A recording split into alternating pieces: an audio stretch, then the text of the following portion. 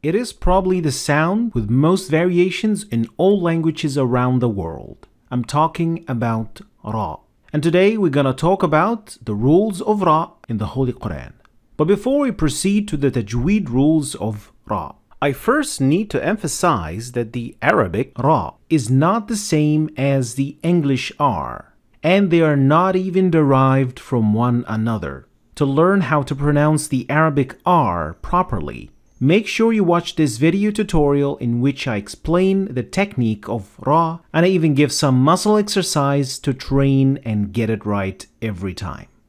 The most important characteristic about the Quranic Ra is flapping. And we also call it in Arabic takrir, and it is this sound. Rrr. This is the sound of flapping or takrir. Quranic Ra must contain a degree of takrir or flapping. So, not too much that it's too heavy to listen to, and not too little that the sound loses its characteristic, and that would be wrong as well. So listen to these examples to understand my point about takrir. First, I'll add too much of it, and I want you to try and notice when it is exaggerated. وَالْعَاكِفِينَ وَالرُّكَّعِ السُّجُودِ. Now I'm going to try again with too little takrir or flapping. وَالْعَاكِفِينَ وَالرُّكَّعِ السُّجُودِ. Now these were the two extremes, the first one with too much and the second one with too little. Now let's see how it should sound like. وَالْعَاكِفِينَ وَالرُّكَّعِ السُّجُودِ. Here is another example to show you how it sounds like when it is exaggerated and when it is not pronounced properly. رَبِّ اجْعَلْ هَذَا بَلَدًا آمِنًا وَارْزُقْ أَهْلَهُ. رَبِّ اجْعَلْ هَذَا بَلَدًا آمِنًا وَارْزُقْ أَهْلَهُ. And now how you should say it properly. رَبِّ اجْعَلْ هَذَا بَلَدًا آمِنًا وَارْزُقْ أَهْلَهُ. So finding the balance of flapping, not too much and not too little of it, is very important. And that was the first thing you needed to know to get the Quranic Ra correctly. Learn and apply the Arabic Ra and moderate your flapping. The second thing you should understand is the difference between full mouth Ra and empty mouth Ra.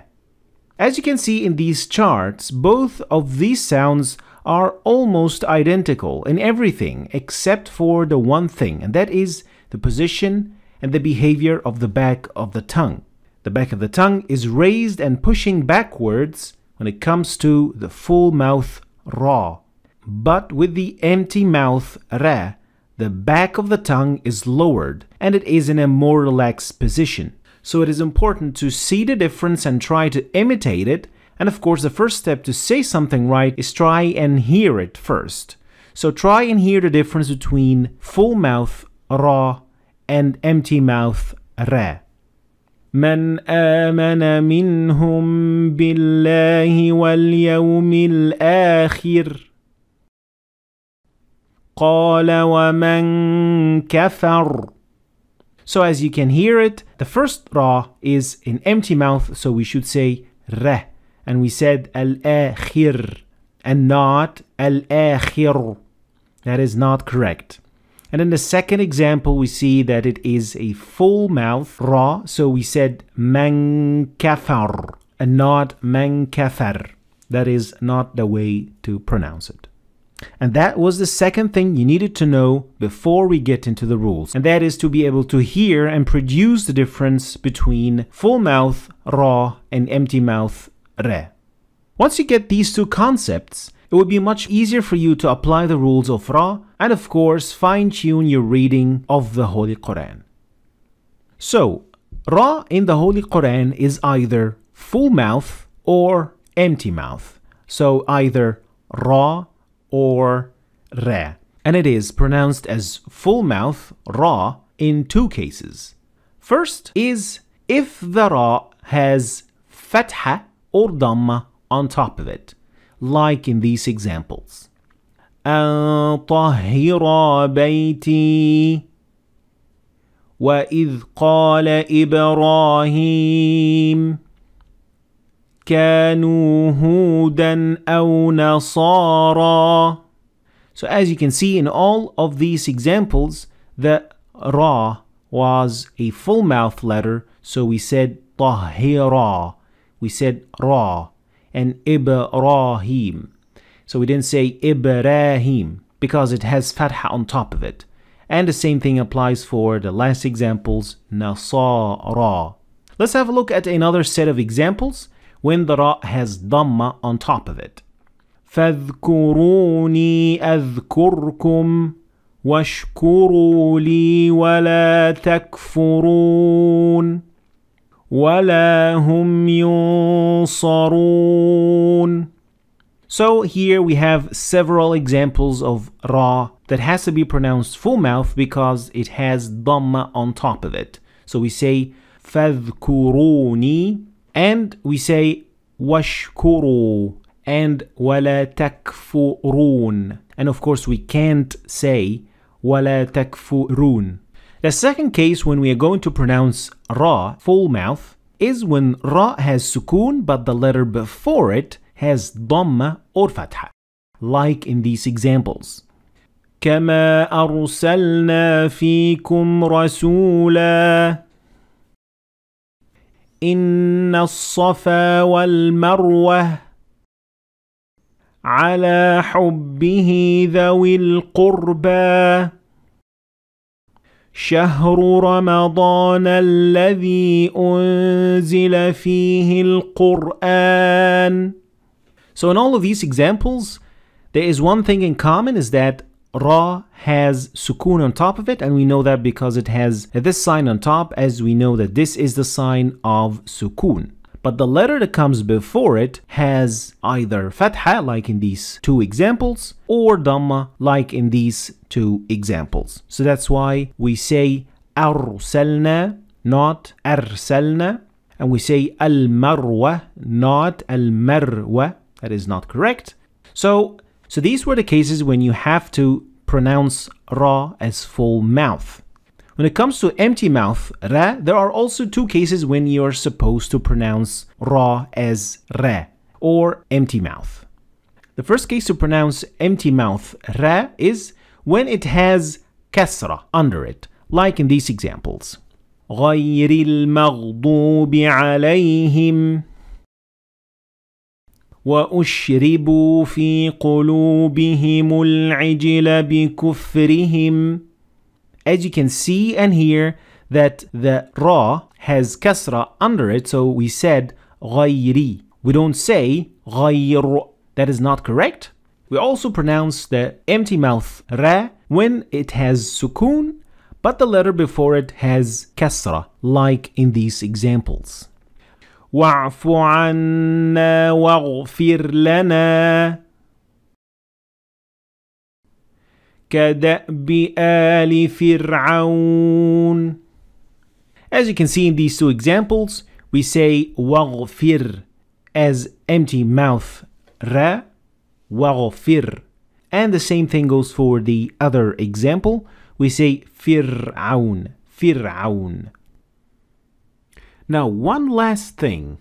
Now, if you have a word that ends with ya and then ra, and you stop at that word, this ra will always be empty mouth, no matter what type of short vowel is on top or under it. But if you continue, the normal rules apply. And to understand that even better, let's look at this example. In this ayah, we see that this word comes two times in the same verse. The first time it has tanween kasr, and the second time it has fatha. The first time I'm going to read, I'm going to stop at the word, and then I'm going to continue. Notice if there is a difference between when I stopped at the word and when I continued on reading. وَمَا تَفْعَلُوا مِنْ خَيْرٍ وما تفعلوا من خير يعلمه الله وتزودوا فإن خير وتزودوا فإن خير الزاد التقوى. As you have heard, the first خير is empty mouth when you stop at it, and also when you keep on reading, and the reason is that it has تنوين كسر under it. So we say خير يعلمه الله. The second خير, if you stop at it, we apply the rule that we were just talking about, which is if you stop at a word that ends with ya and ra, it will always be empty mouth. فَإِنَّ خَيْرٍ. But when I continued on reading, I applied the normal rule that the ra has fatha on top of it, so that means that it is full mouth. So I should say فَإِنَّ خَيْرَ الزَّادِ التَّقْوَى with a full mouth because I kept on reading. Let's look at another example to get this point completely. متاعا إلى الحول غير متاعا إلى الحول غير إخراج. One last example. وعسى أن تكرهوا شيئا وهو خير وعسى أن تكرهوا شيئا وهو خير لكم. So if you stop at this word that ends with ya and ra, it will always be empty mouth, but if you keep on going, you apply the rules that we were just talking about. So, to recap, ra in the Holy Qur'an. Make sure that you don't do too much flapping or too little. And make sure you understand the difference between full mouth ra and empty mouth ra. And make sure you know how to pronounce them properly. As for the full mouth ra, there are two cases, and that is if ra itself has fatha or dhamma, and the second case if ra has sukun, but the letter before ra has fatha or dhamma, so you still pronounce ra as full mouth. And ra will be empty mouth if it has kasra, or if the ra has sukun and the letter before it has kasr, then it will also be empty mouth. Thanks for watching. I hope you've learned something new today. If you did, please like and share the video for other people to learn from it. And please subscribe to my channel if you want to see more videos like this. Thanks for watching, and I'll see you next time.